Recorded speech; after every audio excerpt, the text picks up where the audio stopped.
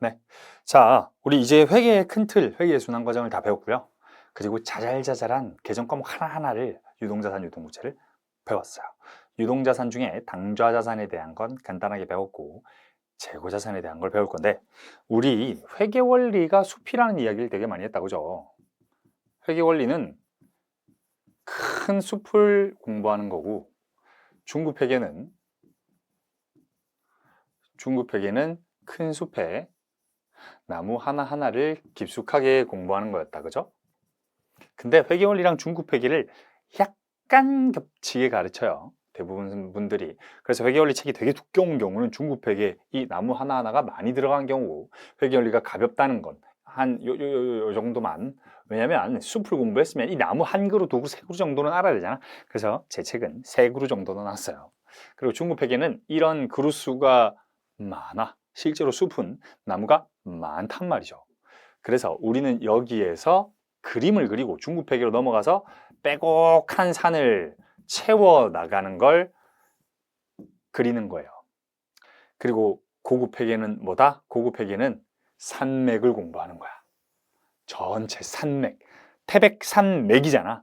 그걸 다 공부하는 거야. 이해되겠죠? 그래서 여러 산을 겹치는 걸 공부하는 거죠. 그래서 우리가 어떤 기업의 이제 계정 과목이라는 거 하나를 똑 떼서 공부할 거예요. 이때까지 재고자산은 그냥 상품을 샀고 상품을 팔았다 했잖아. 이제부터는 이 계정 과목 깊숙이 들어가는 게 재고자산, 유형자산, 사채, 이렇게 세 개 남은 거죠. 회계원리에서는 사실 맛보기라고 보면 돼. 재고자산, 유형자산, 사채 다 끝까지 들어가지 않아요. 사실 엄청 하나하나가 많은 내용이 있지만, 많은 내용이 있다고 하면 겁먹나? 많은 내용이 있지만 여기서는 정말 간단한 내용들만 다루고 중급회계에서 조금 더 깊숙한 내용들을 다룬다. 그래서 여기 있는 게 싹 다는 아니다. 그러나 전체 그림을 이해하는데 아무 문제가 없다. 나무의 나뭇잎과 나뭇가지와 나무 이 기둥이랑 뿌리는 다 가르친다.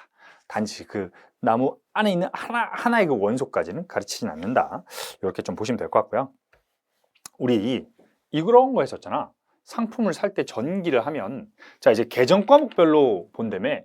근데 계정 과목별로 보는 게 있었지. 총계정 원장이 있었지. 우리 상품이라는 총계정 원장 T 계정이 있었죠. 이렇게 해서 상품이 언제 증가했지? 전기 2월이 있었고,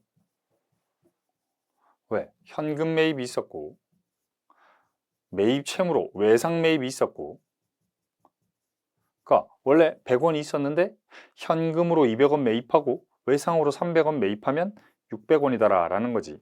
그럼 이런 계정 과목을 보면 뭘 유추할 수 있어? 상품이 차변에 200, 대변에 현금 200, 상품이 차변에 300, 대변에 매입 채무 300이라는 게 회계 처리돼 있었다라고 이해되고, 여기에 매출 원가라고 해서 300 이렇게 회계 처리되면 그 상품 중에 300원만큼 팔려서 매출원가가 되었다라고 이해할 수 있다라고 기억했죠. 생각났죠? 근데 우리 이제는 현금 매입총을 이렇게 안 적을 거야. 여기도 전기월이라고 안 적을 거야. 저거 이렇게 적을 필요 없다고 했던 거 기억나죠? 이렇게 적을 필요가 원래 없는 거다. 왜? 적요는 요약해서 적을 뿐 분계를 반대로 하는 개념이 아니었다. 그러니까 여기는 앞으로 기초 상품이다라고 적을 거예요. 그리고 여기에는 뭐라고 적냐면요, 매입이다 라고 적을 거야. 현금 매입이든 외상 매입이든 매입이라고 적을 거예요.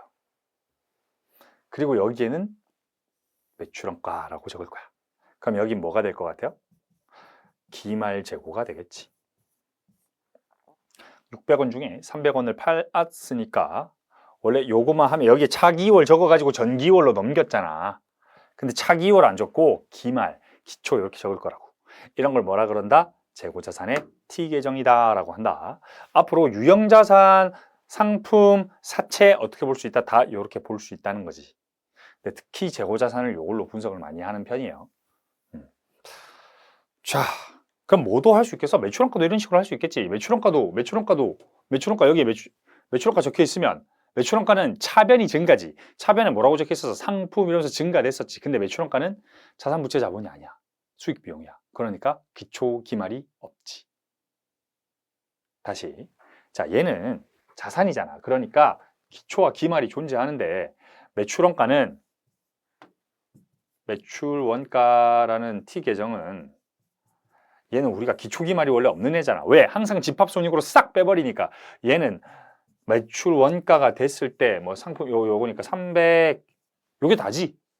그러니까 집합손익하고 집합손익 300 하면 그냥 삭제되는 애잖아. 그러니까 얘로 분석하기보다는 얘로 분석한다는 거지. 아시겠죠? 자, 그러면 이제 좀 본격적으로 보도록 합시다. 자, 재고자산이란 무엇이냐? 판매하기 위한 거다. 이거 수십 번 했지만 판매를 위하여 보유, 생산하는 것들. 이렇게만 알고 있으면 돼요. 상품이나 제품이 판매를 위해 보유인 거고 판매를 위해 생산 중인 거지. 제공품이 뭐냐면요. 여러분 어떤 기계장치가 있다고 쳐. 어떤 기계장치가 이렇게 돌아가고 있어. 컨베이어 벨트가. 컨베이어 벨트 위에 이렇게 돌아가고 있다고 칩시다. 오, 왜 이렇게 잘 그렸어 오늘. 오늘따라 너무 잘 그렸네. 자, 이렇게 컨베이어 벨트 위에 올라가고 있는 거야. 근데 아직 덜 만들어졌는데 12월 31일 11시 59분 59초 땅 된 거야. 여기 땅 된 거야. 여기 원재료 집어넣어야 되고 여기 기계 안에 한 제품들이 이렇게 들어가 있는 거지. 이거 원재료라고 하자. 여기가 원재료고 이렇게 완제품으로 딱딱 나오는 거야. 이렇게 좀 모양이 다르게 나오는 거지. 기계에 들어갔다가 나오면. 그럼 이 안에 들어있는 물품 12월 31일 딱 자르면 얘를 뭐라고 한다고? 제공품. 이해되겠죠? 공장에서 만들어지고 있는 제품, 제공품이라고 한다. 다시 판매를 위해서 생산 중인 자산이 제공품이다. 공장 12월 30일 날 스탑 했을 때 공장 안에 기계장치 안에 걸려있는 것들 그런 것들이 제공품이다라는 거죠. 그 앞에 그 밑에 생산이나 용역에 사용될 원재료나 소모품도 뭐다? 제공품이다. 소모품도 제공품이네요. 네. 아, 재고자산이네요. 네. 여기에 볼트, 너트 같은 것도 있겠지. 볼트, 너트 같은 것도 전부 소모품으로 처리하기도 하고 얘들은 결원재료로 처리하기도 하고 그래서 원재료, 소모품 등으로 뭐라고 돼 있어? 생산이나 용역에 제공에 사용될 여기에 있는 애들이지. 지금 아직 투입은 안 됐어. 공정에 투입은 안 됐고 12월 31일 하면서 땅 종료했으면 이 안에 있는 애들은 제공품, 이 밖으로 나온 애들은 뭐야? 제품, 이 그 전에 있는 애들은 뭐야? 원재료, 소모품 이렇게 되는 거지. 이해되겠죠? 여기에 이제 제품이 밖으로 나왔으면 요건 셀 수 있을 거 아니야. 근데 여기 안에 있는 것들은 색이 민감하지. 완성품인가? 아니야. 이런 것들이 제공품이다. 일반적으로 근데 우리는 뭐? 상품 매매 기업을 가정하지. 그렇기 때문에 얘는 원가 회계에서 배울 건데 용어만 간단하게 봤다. 이렇게 좀 봐주면 되겠습니다. 자, 이거 수십 번 이야기했지만 가구업체에서 판매하기 위해서 보유하면 재고자산이고 가구업체에서 사용하기 위해 보유하면 유형자산이다 라고도 이야기 많이 했다. 그지? 자, 앞에서 5,000원짜리 재고자산을 10,000원짜리에 판매하면 어떻게 된다? 이렇게 우리 회계 처리했지. 어떻게? 현금만큼 수익, 재고만큼 비용. 근데 유형자산을 판매했다고 치자. 유형자산을 판매하면 어떻게 회계 처리하지? 수익, 비용 이렇게 같이 회계 처리하나? 유형자산 판매 매출, 유형자산 판매 원가 이렇게 하나? 아니다. 유형자산 처분 이익이라는 계정 과목을 쓰는데 왜 이렇게 쓰나요? 주 영업이 아니죠. 얘들은 주 영업이 아니야. 우리 매출과 매출 원가를 빼서 매출 총이익, 매출 총이익에서 판매 관리비를 빼서 영업이익, 영업이익에서 영업외 수익, 영업외 비용을 차감하면 법인세 차감 전 순이익, 법인세 차감 전 순이익에서 법인세 빼면 당기 순이익, 당기 순이익에서 기타 포괄 손익을 가감하면 총 포괄 손익이었다. 그지? 외웠지? 여하튼 자, 요 정도는 좀 알아야 된다. 그럼 들으면 알 정도는 돼야 되지. 이 유형자산 처분이익이라는 놈은 보통 영업의 수익으로 가요. 근데 굳이 영업의 수익, 영업의 비용 이렇게 하지 말라는 거지. 왜? 얘들은 영업과 관련된 애들이 아니야. 그러니까 그냥 순액으로 회계 처리해라. 이게 더 유용한 정보일 거다. 그러니까 팔고 얼마 받았고 팔아서 얼마가 비용이었고 이게 중요한 게 아니라는 거야. 얘네들은. 왜? 아니 얘네들은 처분했을 때 이익인지 손실인지만 알면 되지 굳이 수익 비용으로 따질 필요가 없다는 거지. 네, 되겠죠? 자, 그렇기 때문에 주 영업과 관련된 애들과 주 영업이 아닌 애들을 조금 구분을 계속 해왔었다. 개정 과목을. 그지? 요거 안 해도 되겠지. 그지? 많이 했죠. 그래서 주 영업과 관련된 애들이 매출채권, 매입채권, 선급금, 재고자 이런 것들이다. 주 영업과 관련 없는 애들이 영업 외 수익 비용으로 적힌다라고 했었다. 그죠? 그러면 재고자산은 어떤 금액으로 적혀야 할까가 측정인데 우리 앞으로 측정이란 말 많이 쓴다 그랬죠. 신뢰성 있게 측정해야 된다. 재무 상태가 변동하고 신뢰성 있게 금액을 측정할 수 있어야 기록하는 거지. 거래라는 건 회계적 거래는 재무 상태가 변동해야 되고 신뢰성 있게 측정 가능해야 되는 거지. 그럼 이 측정이라는 거는 뭐라 그랬지? 숫자로 씀이지. 재고자산을 얼마의 금액으로 쓸 건지라는 거지. 그러니까 재고자산, 미안. 재고자산의 측정 이꼴 재고자산을 얼마라고 쓸 거냐? 요거지. 자, 그럼 재고자산은 조금 특별해요. 왜요? 유형자산이나 이런 토지는 여러분, 토지는 전 세계에 동일한 토지가 존재할 수 있나요? 없죠. 지구는 둥근, 여하튼 지구는 하나지. 그러니까 상대성 이론의 우리 멀티버스가 아닌 지구가 똑같이 막 이렇게 멀티버스가 아닌 하야 동일한 토지는 전 세계에 하나밖에 없죠. 이 토지는 이거 하나밖에 없잖아. 그러니까 이 토지를 매입하면 그냥 토지는 무조건 한 개지. 토지는 한 개, 두 개라고 하지 않는다고. 그래서 개수를 따지지 않죠. 근데 여러분 재고자산은 만들어내는 거지. 그래서 한 개, 두 개, 세 개, 네 개가 있지. 그래서 상품은요 금액 측정 자체가 개수 곱하기 단가라고 하는데 이 개수를 우리는 Q라고 하고 얘를 P라고 하자고요. price, quantity인데 재고자산의 취득 원가는 그래서 어떻게 된다고? 수량 곱하기 단가라고. 100개를 100원에 샀으면 10,000원만큼 산 거지. 우리 앞에서 상품을 10,000원에 구매하였다라고 했는데 근데 알고 보면 그 10,000원을 몇 개 샀냐라고 하면 100원짜리면 100개 산 거지. 이제 뭐라고 했어? 하나씩 디테일하게 들어간다 했지. 왜 우리 차입금도 차입했다 해서 언제 차입했고 언제 상환했고 언제 이자율이 얼마였고를 들어갔듯이 이제 재고자산도 상품도 사실 10,000원에 구매하고 끝이 아니라는 거지. 왜? 개수와 수량으로 나누어서 보아야 된다라는 거죠. 자, 그러면 이 수량을 결정하는 방법과 이 가격을 결정하는 방법이 있대. 왜 이런 방법이 필요할까?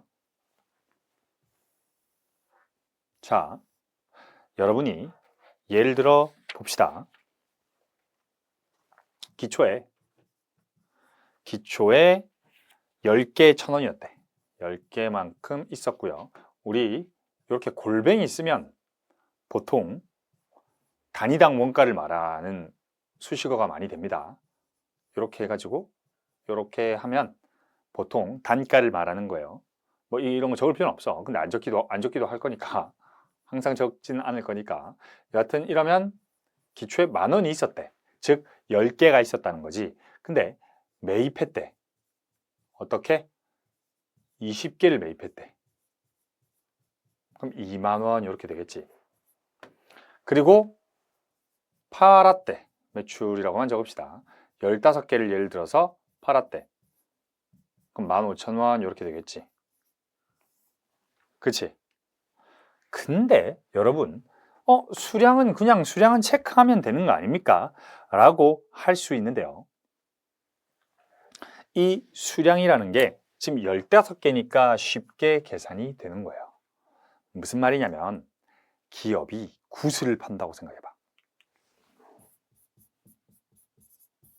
구슬을 10억 개 정도 가지고 있대.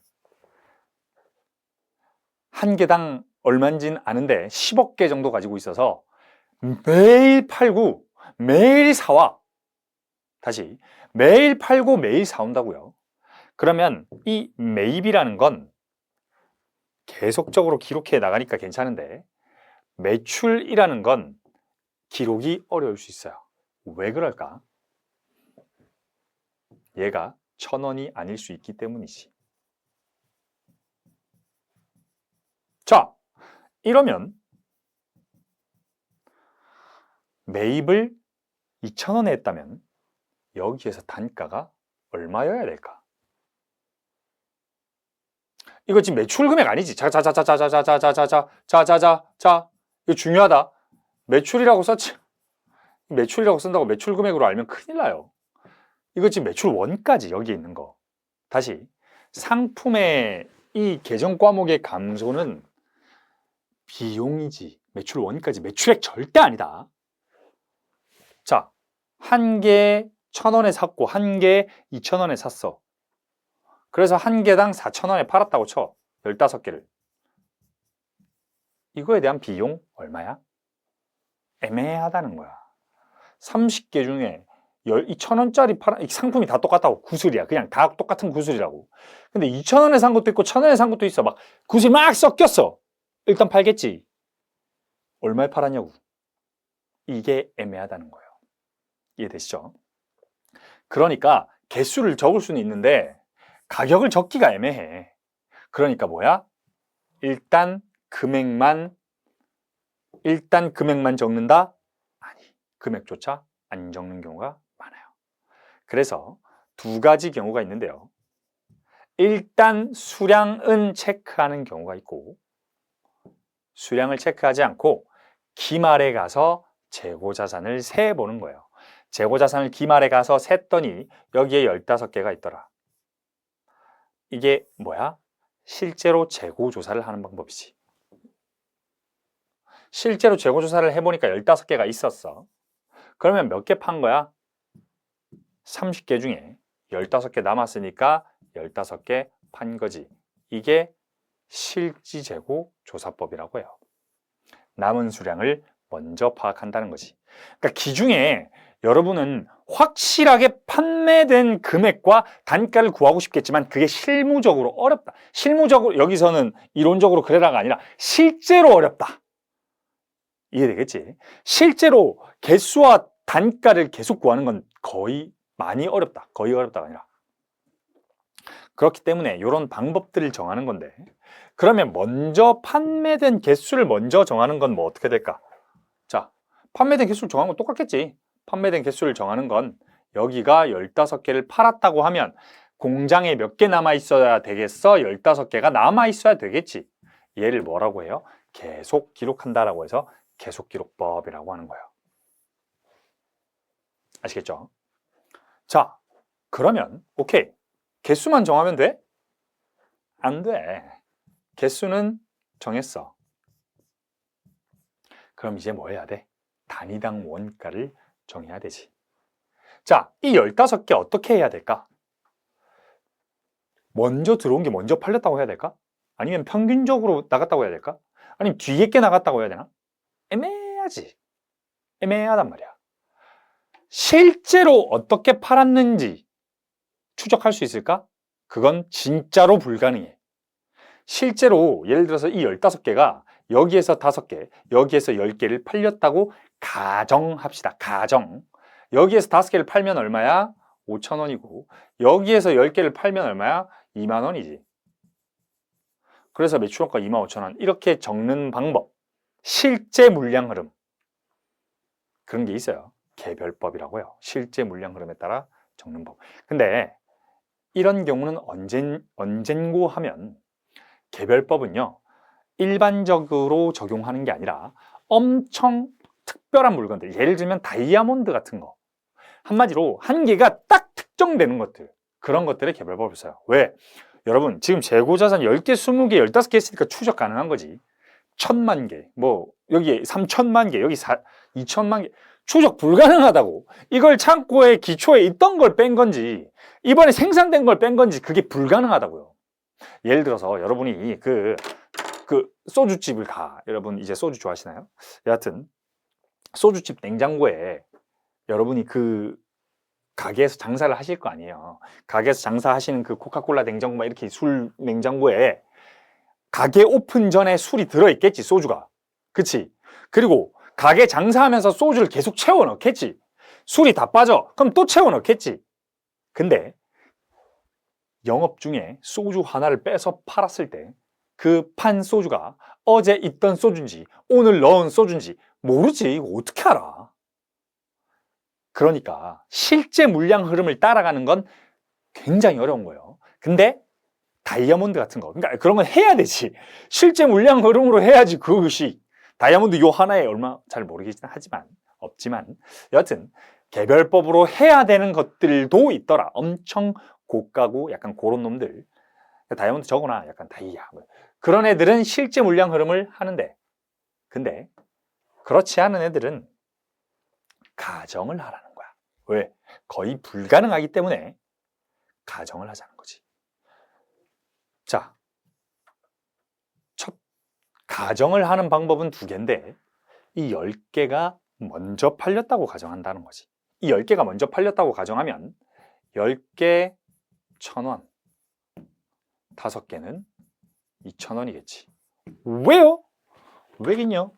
얘가 1위로, 얘 중에 5개가 1위로, 이 중에 15개는 1위로 가서 여기는 2000원 이렇게 되겠지. 알겠죠? 이게 뭐예요? 선입선출법이라고 해요. 다시 뭐라고? 선입선출법. 근데 뭐가 중요한 거야, 여기서? 중요한 건 실제 물량과 관계없이야. 아까 여기서 5개, 여기서 10개 팔았어도 이렇게 기록하는 게 아니라 그러니까 실제로는 5개, 10개 이렇게 팔았대. 그럴 수 있잖아. 근데도 10개는 1000원, 5개는 2000원이라고 기록하는 거라고. 실제 물량과 관계없이 먼저 구입한 걸 먼저 팔았다고 가정하는 방법이라는 거예요. 이해되시겠죠? 자, 그러면 평균법은 뭡니까? 라고 하지. 평균법은 당연히 평균법은 가정이겠지. 평균적으로 팔린다는 게 말이 안 되겠지. 평균법은요, 요런 거예요. 이게 총 30개다. 이 또 왜 또 5만원 30개 딱 봐도 안 떨어지는구만, 이 새끼고. 잘못 숫자 적은 1667이겠지, 단가가. 그지? 그러면 얘들이 그냥 단가를 평균 내서 팔렸다고 하는 거야. 이런 단가는 세상에 없지, 지금. 그러니까 더더욱 뭐야? 가정이지. 이것도 뭐야? 물량 흐름과 관계없이 평균적으로 판매된다고 가정한다. 뭐가 중요한 거예요? 실제 물량 흐름과 관계가 없다. 그래서 뭐라고 하냐면요, 여러분, 그래서 얘는요, 원가 흐름의 가정이라는 말을 써요. 원가 흐름의 가정. 왜요? 실물 흐름과 관계없거든. 개별법은 실물 흐름대로 하는 거야. 근데 실물 흐름대로 안 하는 경우가 많겠어? 실물 흐름대로 하는 경우가 많겠어? 당연히 아래 경우가 더 많다. 개별법은 시험에 출제 자체가 안 돼요. 아예 여러분이 시험을 보나 공부할 때 개별법은 출제가 안 된다고. 왜? 개별법은 그냥 그거 매출원가 이렇게 되는 거잖아. 그래서 계산이 필요 없는 게 개별법이라고요. 대부분 1개, 2개 이렇다는 거지. 그래서 요게 나오는 거지. 그리고 수량 결정 방법에도 2가지가 있고 단위 결정 방법에 3가지가 있는데 그 중에 2가지만 공부를 하면 된다. 공부할 때 개별법은 공부 안 해요. 알고만 있으면 돼. 개별법은 언제 한다고? 특별한 재고, 비싼 재고. 한마디로 동종 재고가 아닌 거. 이런 말 하면 또 이제 니 잘났다. 그렇게 어려운 말 쓰지 마라. 자, 동일한 종류의 재고를 동종 재고라고 하고요. 그러니까 동종이 뭐야? 같은 거. 이종이 뭐야? 서로 다른 거. 이해되겠지? 보통 동종 재고 자산에 쓰는 게 밑에 거고요. 이종 재고 자산. 그러니까 서로 동종 재고가 아닌 경우에만 개별법을 쓴다. 이렇게 좀 아시면 되겠다라는 거죠. 자, 그러면 이제 우리 뭐뭐 알아볼 거냐면 수량 결정 방법을 알아볼 거고요. 단위 원가 결정 방법을 알아볼 거예요. 수량 결정 방법부터 알아보도록 하죠. 자, 수량 결정 방법은요. 일단 미리 컨닝하자. 미리 말할게. 기중에 사라진 재고가 없는 한 동일해. 당연하겠지. 60개래. 기초에 있던 게 10개고. 자, 일단 적자. 기초에 얼마라고? 이제 뭐라고 했어? 전기월이라고 안 적는다 했지. 상품을 기초라고 적는다. 우리 분석할 때는 10개 1,000원 해서 10,000원이었고, 현금 매입, 외상 매입이면 원래 우리 원장에다가 현금, 매입 채무 이렇게 적었었잖아. 그지? 근데 이렇게 안 적는다고. 이제 매입이라고 적는다는 거지. 20개 20,000원, 30개 30,000원 이렇게 하면 총 60,000원어치 산 거고, 단위당 원가가 한 번도 변하지 않았으니까 다 1,000원이지. 그치? 그때 매출 원가가 얼마냐? 그리고 기말 재고가 얼마냐? 요 금액을 구하자는 거죠. 요거를 왜 한다고?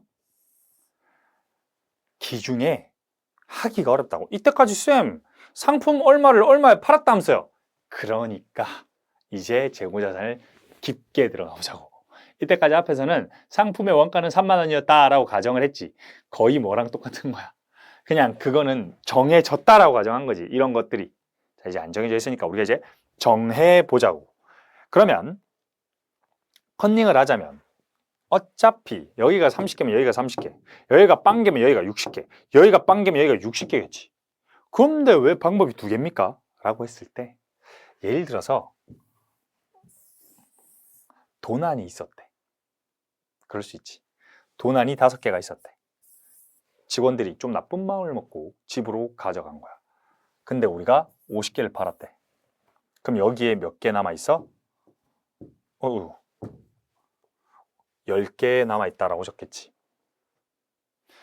실제로 몇 개 있어? 5개. 왜? 50개 팔았으니까 5개 누가 훔쳐가면 실제로는 5개 있다는 거야. 그러면 다시 일로 와서 실제로 재고조사를 하면 여기가 5개일 테니까 실제로 재고조사하면 팔았던 걸 몇 개로 기록해? 55개로 기록하겠지. 그러니까 원래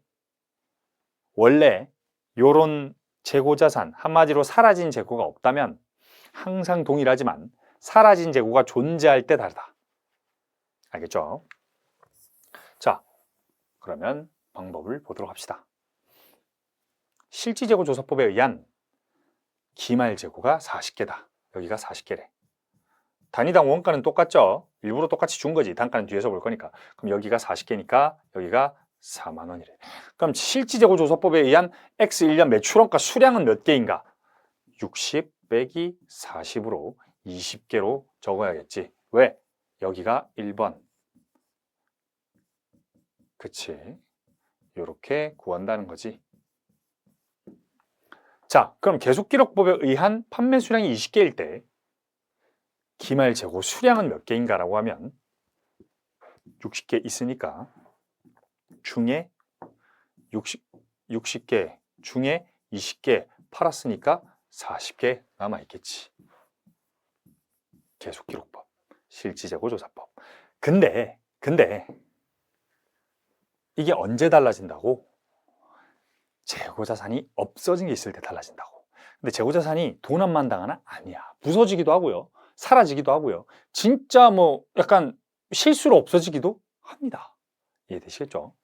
자, 그런 거를 우리는 실지재고조사법 계속기록법이라고 하는데 이때 기준이 되는 이 60개를 우리는 판매 가능 재고자산이라고 해요. 기초금액과 매입금액을 합치면 상품의 차변합계지. 다시 기초금액과 매입 금액을 합치면 상품의 차변 합계. 여기가 뭐야? 총계정 원장이잖아. 총계정 원장의 상품이라는 계정별 원장이지. 계정별 원장의 차변 합계는 시산표상 차변 합계와 같고, 시산표상 차변 합계는 기초금액과 당기금액을 더한 금액이지. 지금 이제 이해가 돼야 돼. 이렇게 말해도. 그러면 상품 원장의 차변 합계는 판매 가능 재고자산이다.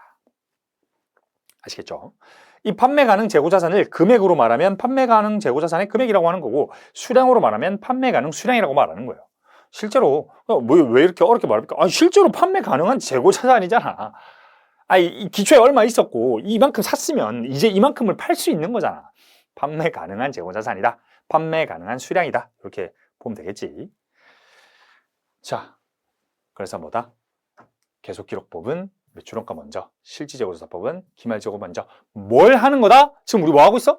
수량을 체크하는 거다. 단가 일부러 똑같이 매긴 거잖아. 수량을 체크하는 방법이다 라는 거죠. 자, 그래서 뭐 금방 다 봤지. 기초수량과 매입수량을 합해서 뭐라고 한다고? 60개를 판매 가능 수량에서 기말재고 수량을 빼면 매출원가의 수량이 나오지. 똑같이 판매 가능 수량에서 매출원가의 수량을 빼면 기말재고 수량이 나오지. 어라. 결국은 차변 수량과 대변 수량이 같겠지. 자, 이제 점점 이해를 하기 시작해야 되는데, 차변 수량과 대변 수량이 같다는 건 기초 더하기 매입 이꼴 매출 원가 더하기 기말이라는 거네. 맞죠? 그렇다면 얘를 이렇게 돌리면 어떻게 되는 거야? 계속기록법이 되는 거지. 기초 더하기 매입에서 매출원가를 빼면 이 기말재고가 남는 거고, 얘를 돌리면 얘가 되는 거지. 이 참 웃긴 거잖아. 우리 항상 차변과 대변이 동일하다 해서, 차변과 대변이 동일하니까 기초 더하기 매입과 매출원가와 기말은 항상 동일할 수밖에 없는데, 요 등식으로 모든 재고자산 문제가 다 풀려요. 결국 이걸 왔다 갔다 하는 거라고. 얘를 뭐라고 한다고? 판매 가능 재고. 그러니까 이걸 어렵게 외울 필요가 없지. 당연히 원래 있던 거랑 이번에 산 거랑 합하면 내가 팔 수 있는 거지. 원래 팔 수 있는 거에서 내가 판 거, 매출원가 뭐야? 내가 판 거 빼면 남은 거지. 그렇지 않겠어? 내가 팔 수 있는 거에서 팔았대. 그럼 남은 거지. 내가 팔 수 있는 거에서 남은 걸 빼. 그럼 판 거지. 아이고. 이해되겠죠? 요거 잘 알아야 된다. 이해해야 한다. 그러니까 실지재고조사법은 다시 기말재고를 먼저 계산해서 요 판매 가능 수량으로부터 나가는 거고, 기록기록법은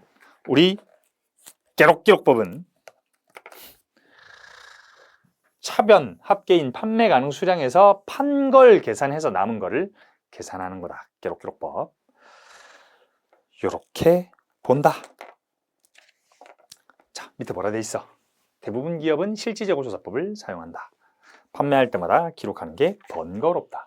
자, 이때까지 여러분을 속였던 것 중에 하나, 재고자산을 우리 어떻게 했었지? 매입할 때 상품이라고 적었다. 기억나요? 우리 상품 이렇게 적었어. 매출할 때 어떻게? 매출, 상품, 매출원가 이렇게 적었단 말이야. 결산 수정 분계가 그래서 없었던 거야. 우리 결산 수정 분계 따로 안 했잖아. 재고자산에 대해서. 근데요, 사실은 두 가지 방법이 있는 거야. 실지재고조사법이라는 건 우리 기말재고 먼저 계산한다 그랬지. 그러면 기중에 매입한 거를 우리는 실지재고조사법에선 상품으로 적지 않고요, 매입이라는 계정 과목을 써요. 자, 일단 계속 봅시다. 그럼 매출할 때는 어떻게 해? 매출원가를 기록하지 않지. 아까 뭐랬어? 기말재고 먼저 따져본다며. 아니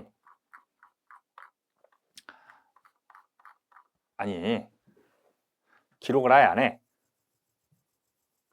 여기 2만 원이라는 거 알아 몰라? 언제 알아?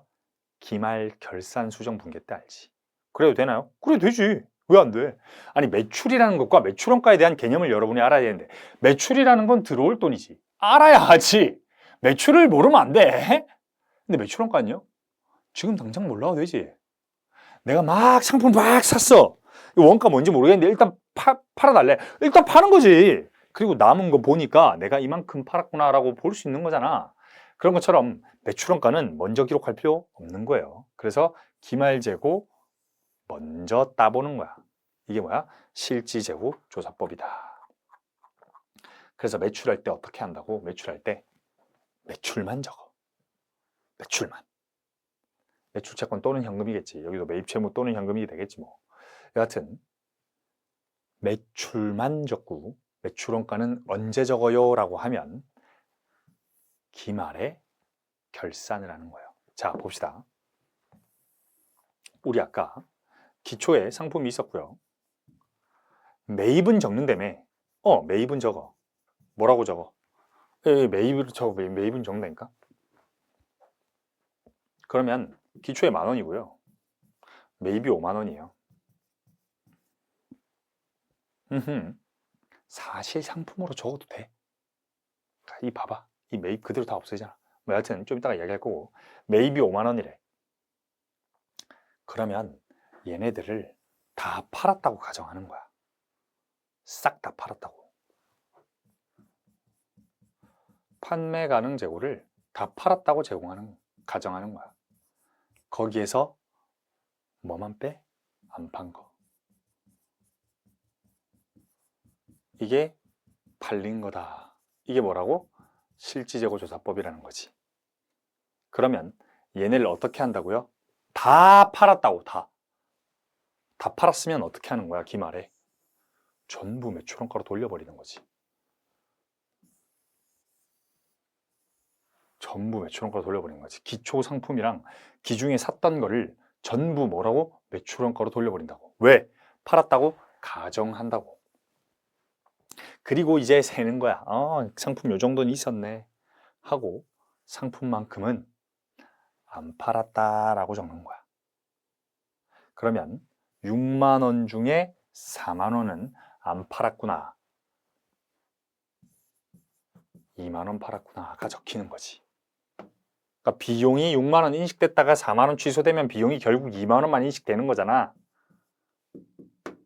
근데 기중에 판 걸 20,000원 인식할 수도 있는 거잖아. 방법이 다르지. 다시. 살 때는 일단 사. 살 때는 일단 산다고. 근데 언제가 다른 거야? 팔 때 다른 거라고. 팔 때. 살 때도 매입 아닌가? 아이, 상품으로 해도 된다고. 뭐가 다르겠어. 여기 상품으로 적어도 돼. 여기에다가 상품만 적으면 돼. 아니 뭐 저기에 상품으로 적으면 이제 상품 하고 괄호 열고 기중 이렇게 적으면 되지. 뭐가 다르겠어. 여기 상품이라고 적고. 그러니까 매입 시점의 회계 처리는 동일한 거라고. 얘들은 동일한 거라고. 그럼 매입으로 왜 가르칩니까? 이게 참 암묵적, 실무적 뭐 이런 건데 책에서 저 말고 모든 책에서 매입이라고 가르치는데 중국회계나 회계원리 그러니까 듣고 나서 저한테 안 배우는 사람이 이건 왜 매입으로 하지? 라고 하면 안 되겠지. 그러니까 저긴 상품으로 해도 돼. 그러니까 이런 걸 이해해야 돼. 왜 매입으로 하나요? 상품으로 해도 돼. 외우지 마 이런 걸. 상품으로 해도 되는데 뭐가 중요한 거야? 여기에서 뺀다는 게 중요한 거지. 왜 빼요? 자, 실지재고조사법은요. 매출할 때 기록 자체를 하지 않아요. 그러니까 기말에 싹 다 팔렸다고 가지고 있는 건 싹 다 팔렸다고 먼저 보는 거야. 거기에서 뭘 뺀다고? 우리가 갖고 있는 거를 안 팔렸다라고 뺀다는 거지. 그러니까 여기 상품이어도 똑같다는 거지. 아시겠죠? 그러니까 매출원가, 즉 우리 판매 가능 재고가 전부 팔렸다고 봤는데 실제로는 남아있더라 해서 60,000원 빼기 40,000원 해서 얼마가 된다고? 20,000원이 된다고. 이게 왜 계속기록법이고 이게 왜 실지재고조사법이겠어요? 실제로 재고조사를 하는 게 여기고 얘는 실제로 계속 기록하는 게 여기라는 거잖아. 팔릴 때마다 계산을 하는 거. 팔릴 때 계산하지 않고 재고조사를 통해서 매출원가를 계산하는 거. 동일하지? 매출원가 20,000원, 매출원가 20,000원. 상품 얼마야? 지금 기초에 10,000원 있었으니까 60,000원에서 2만 원 빼면 4만 원이지. 여기 4만 원이지. 어차피 똑같다는 거야. 회계 처리의 방식만 다르지. 아시겠죠? 그러니까 수량 결정 방법에 대해서 지금 보고 있는 거지. 수량 결정 방법만으론 그러니까 재고 자산의 감소가 없는 한 도난, 뭐 자연스러운 감소, 뭐 우발적인 감소 이런 감소가 없는 한 결과가 무조건 똑같을 수밖에 없어. 수량 결정 방법은. 다시 수량 결정 방법은 재고 자산의 감소가 없는 한 똑같은 회계 처리다. 단지 순서만 다른 거다. 왜 이런 걸 허용하냐? 이렇게 하기가 어렵다. 왜? 단가가 지금은 똑같으니까 할 수 있는데 단가가 싹 다 다르면 그 언제 일일이 단가 계산을 그때 하고 있어. 기말에 한 번에 하면 되지. 라는 개념이야. 아시겠죠? 자, 오늘 단가 결정 방법은 못 볼 것 같네. 오늘은 여기 수량 결정 방법까지 좀 보고요. 오늘 뭐 봤다고? 재고자산의 수량 결정 봤다고. 재고자산 개수 세는 방법 본 거야.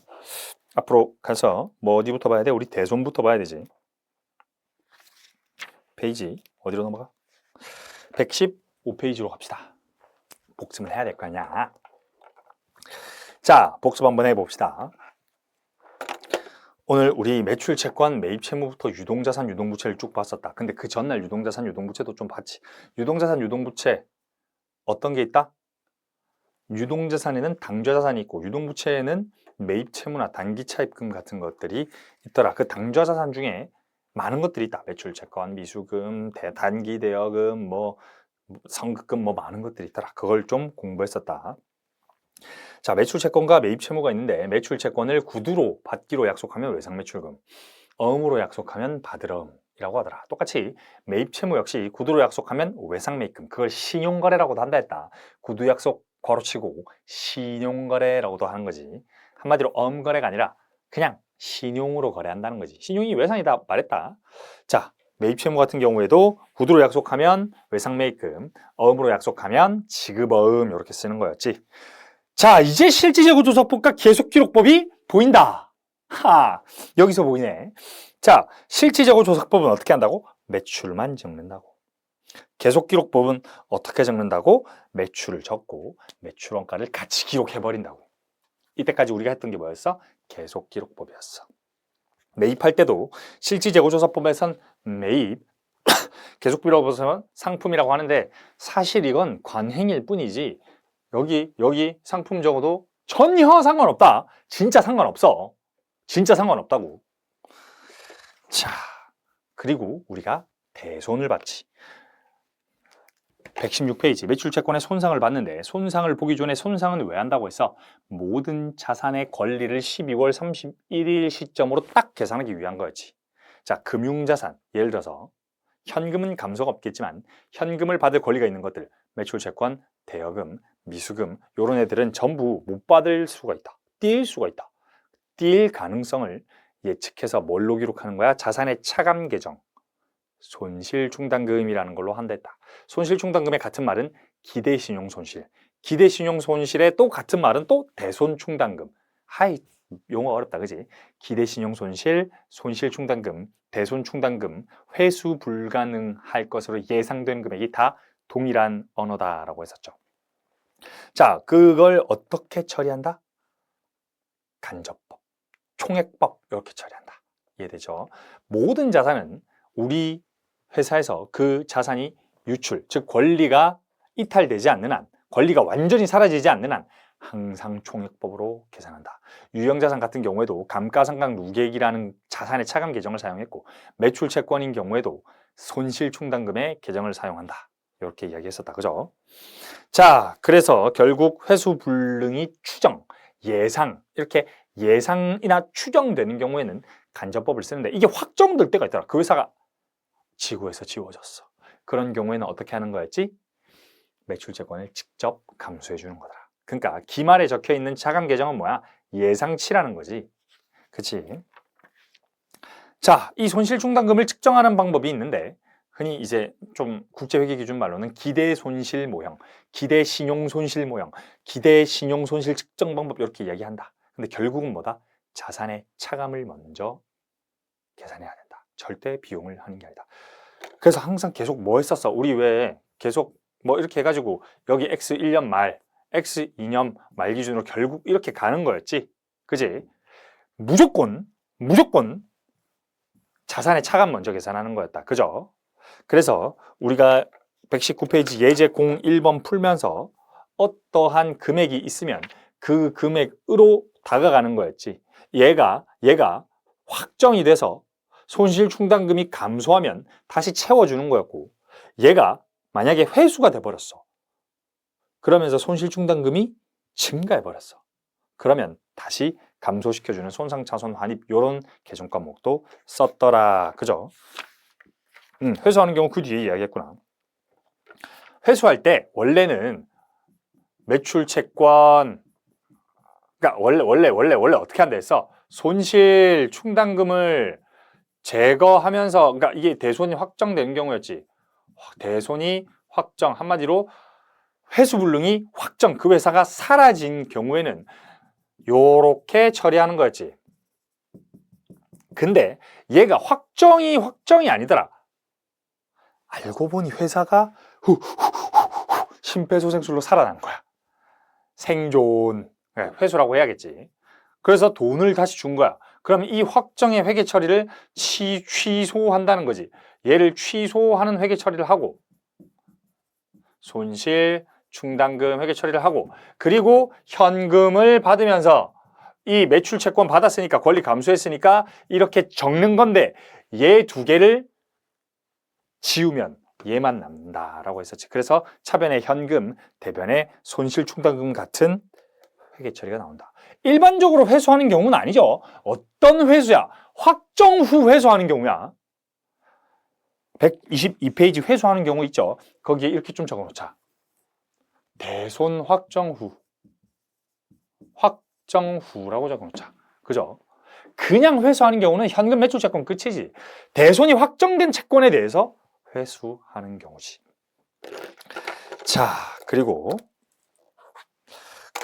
우리가 그 다음 봤던 게 미수금, 미지급금, 선급금, 선수금, 뭐 미수수익, 미지급비용, 선급비용, 선수수익 이런 거 봤는데 128페이지의 요약을 한번 보자. 요약을 보면 미수금, 미지급금, 선급금, 선수금이 조금 다른 성격이다. 그지? 맨 밑에 주영업과 관련된 계정과목 분류를 보면 미수금이라는 건 내가 주영업이 아니라 주영업과 관련되지 않은 거를 팔고 덜 받은 게 미수금이고 아직 못 받은 금액이고, 만약에 주영업과 관련되면 그건 매출 채권이다. 주영업과 관련돼서 덜 줘야 가지고 더 줘야 되면 그거는 미지급금이다. 이렇게 이야기했었다. 그죠? 미수수익, 선급비용, 선수수익, 뭐 미지급비용 이런 거는 뭐다? 기간 경과와 관련된 것들이라 실무적으로도 이야기했었다.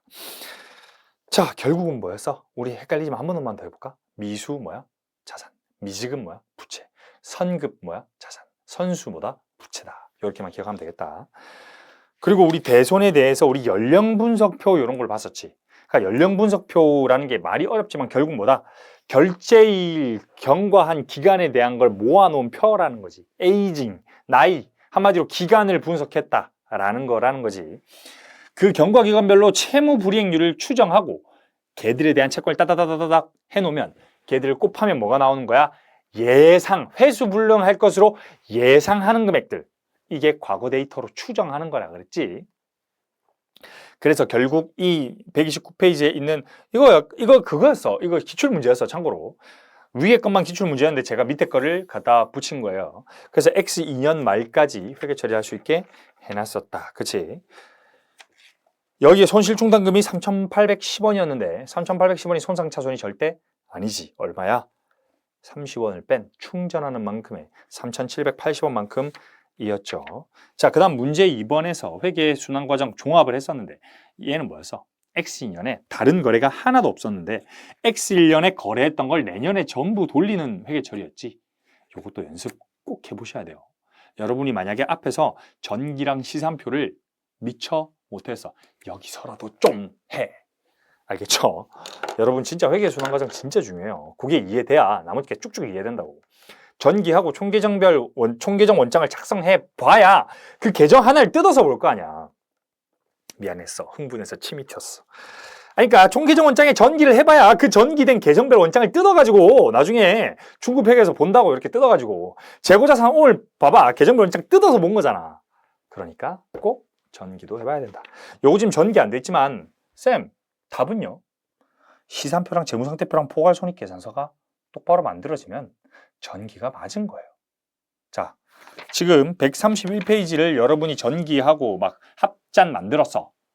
근데 이 재무상태표랑 이 포괄손익계산서가 안 나와. 그럼 틀린 거지. 결국 답은 뭐야? 아웃풋이다. 보고서가 맞아야 된다. 자, X2년까지 꼭 복습해 보시고요. 그리고 우리가 재고자산에 대해서 들어왔지. 재고자산부터는 뭐 어떻게 한다고 하나하나를 깊게 본다고. 딥하게. 전기된 걸 전기유월, 현금, 뭐 여기에 심지어 뭐 외상매입금, 바드럼 이렇게도 적을 수, 지급엄 이렇게 적겠지만 그렇게 적지 말고 기초, 매입, 심플하게 적자. 팔린 거 여기에 매출원가로 적고 남은 거 차기 이월 시키는 게 아니라 기말 개수, 기말이라고 적자. 이렇게 이야기했었죠, 그죠? 자, 그래서 재고자산의 정의에 대해서 했었는데 재고자산의 정의는 결국 뭐다? 판매를 목적으로 보유하거나 그게 뭐야? 상품과 제품. 판매를 목적으로 생산 중이거나 뭐였지? 공장에 걸쳐 있는 거 제공품. 그리고 거기에 사용하기 위해서 이 사용과 유형자산의 사용은 달라. 지금 여기에 생산이나 용역에 사용될 거지. 이거는 제품을 만들기 위해 사용된다라는 말은 우리가 유형자산 토지 사용 이거랑은 다른 거예요. 그죠? 얘는 판매할 제품을 만들기 위해 사용된다는 거잖아. 얘들은 원재료와 소모품이다. 그리고 우리 138페이지에 제공품 옆에 하나만 더 적자. 반제품. 쌤, 그건 뭔데요? 제공품이랑 반제품이랑 거의 유사한 건데요. 제공품은요, 그러니까 굳이 따지자면 못 파는 거, 아직 덜 만든 거. 근데 반제품은 만들다 보니까 반 정도 만들어진 거야. 그래서 판매할 수가 있는 것들, 그런 걸 우리는 반제품이라고 해요. 완제품이 있고요, 반제품이 있는데 이대로도 팔 수 있고 이대로도 팔 수 있는 것들을 반제품이라고 하는데 중요하지 않습니다. 저희는 다루지 않거든요. 그래서 안 적어놨는데 그래도 적어놓으세요. 용어니까. 자,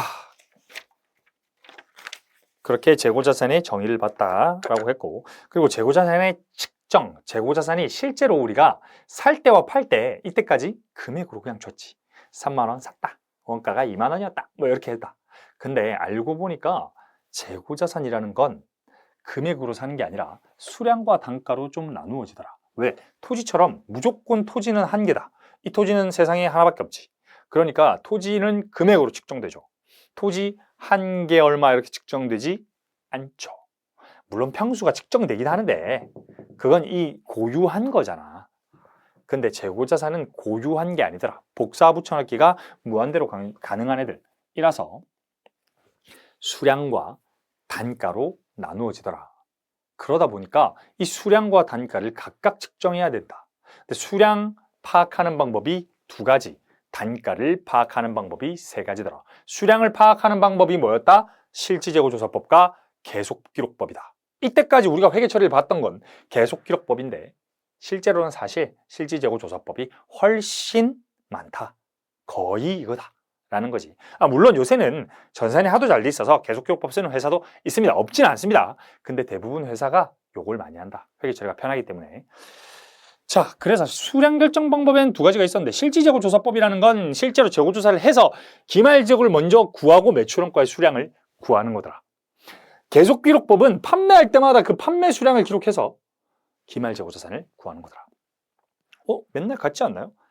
동일한 건 언제 동일한 거야? 재고자산의 감소가 없다면 그 두 개는 동일하다. 그러나 재고자산의 도난 혹은 재고자산의 그냥 일반적인 소멸, 뭐 때문에 없어졌는지 모르겠지만 없어졌다면 그게 다를 수 있다라고 얘기했었죠. 그죠? 뒤에서 배울 거예요. 그리고 우리가 단위당 단가 결정 방법을 배웠는데 세 가지, 개별법, 선입선출법, 가중평균법이라고 했다.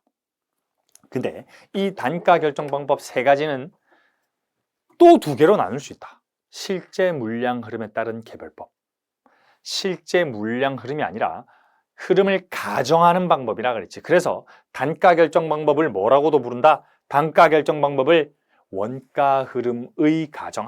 그 말을 왜 이렇게 어려운 걸?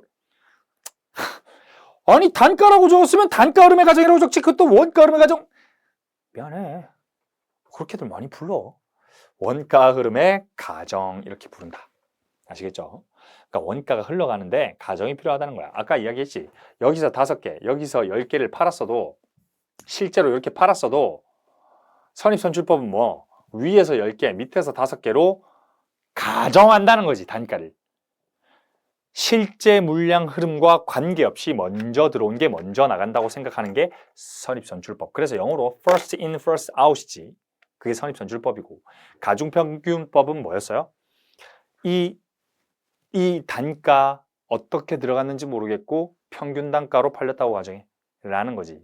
당연히 가정이겠지. 가중평균법은 너무나 가정이겠지만 선입선출법도 실제 물량 흐름이 아니다. 이거 알아야 돼요. 가정이다. 자, 그렇게 우리 수량 결정 방법에 대해서도 이렇게 문제 풀어봤고, 그리고 마지막으로 회계 처리가 다르더라. 실지재고조사법이라는 놈과 계속기록법의 매출원가 측정, 기말재고 측정 자체가 다른데 결국은 뭐는 똑같아? 판매 가능 재고까지는 똑같아. 판매 가능 재고가 뭐라고? 판매 가능 재고라고 하는 건 기초에 있던 재고자산과 매입한 재고자산이래. 얘는 수량금액, 얘는 수량금액 무조건 나오지. 우리가 샀잖아. 수량과 금액이 당연히 집계가 된다고. 이해되겠죠? 아니, 여러분, 살 때는 당연히 이렇게 영수증이 있을 거 아니야. 50개, 1,500원, 뭐 100개, 2,000원, 주르륵 영수증이 있다고. 그러니까 이게 수량과 총금액으로 집계가 된다고. 판매 가능 재고가 수량도 있고요. 금액도 있다고요. 뭐도 있어요? 단가도 있어요. 단지 이걸 팔 때 뭘 팔았는지 알 수가 없다고. 그러니까 단가를 가정하는 거였지. 원가 흐름을 가정한다. 근데 그렇게 적을 수가 없다 보니까 기중에 계속기록법보다 실지재고조사법이 많은데, 그래서 실지재고조사법은 기중에 아예 매출원가를 적지 않는다. 그래서 이 판매 가능 재고에서 뭘 빼? 기말의 재고를 빼는 거지. 말이 되게 어려운데 이렇게 적었지만 결국 뭐야? 갖고 있던 거랑 이번에 산 것 중에 남은 거를 빼. 판 거지. 여기가 매출원가. 그쵸? 아니, 갖고 있던 거랑 이번에 산 거랑 거기서 남은 걸 빼면 판 거지. 이게 뭐야? 실지재고조사법. 그러니까 얘를 다 팔았다고 가정한다는 거지. 뭐 이번에 산 거랑 갖고 있던 거랑 다 팔았어. 예를 들어서 이 기말이 빵이라고 생각해봐. 기말이 빵이라고. 기말 재고가 하나도 없대. 와, 우리 다 팔았다. 그럼 다음에 매출원가지. 와, 다 팔았다. 봤는데 아직 2만원치 덜 팔았다. 야. 4만원이구나. 야, 4만원치 덜 팔았다. 걔 아직 덜 팔았구나. 이렇게 기록한다는 거죠. 상품으로. 왜? 우리가 상품은 뭐야? 자산이지. 권리지. 4만원의 권리가 아직 우리 회사에 있는 거지. 근데 계속기록법은 어떻게 하는 거야? 이 판매 가능 재고까지는 똑같다는 거지. 매입까지는. 해서 기말 재고를 기록하는 거야? 아니야. 팔 때마다 기록하는 거야. 팔 때마다. 이렇게 해서 뭘 구하는 거다? 기말 재고를 구하는 거더라. 결국은 차변과 대변이 같다는 거지. 차변이 뭐야? 갖고 있던 거랑 이번에 산 거. 즉 상품의 증가. 자산의 차변이잖아. 상품의 증가. 자산의 차변. 그치? 그럼 대변은 뭐야? 자산의 감소니까 판 거지.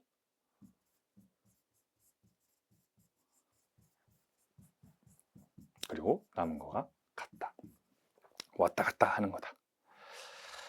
자, 이렇게 실지재고조사법과 계속기록법의 회계처리까지 좀 보았다. 우리 다음 시간에 재고자산의 단가 결정 방법 보도록 하죠. 145페이지부터 다음 시간에 보도록 하겠습니다.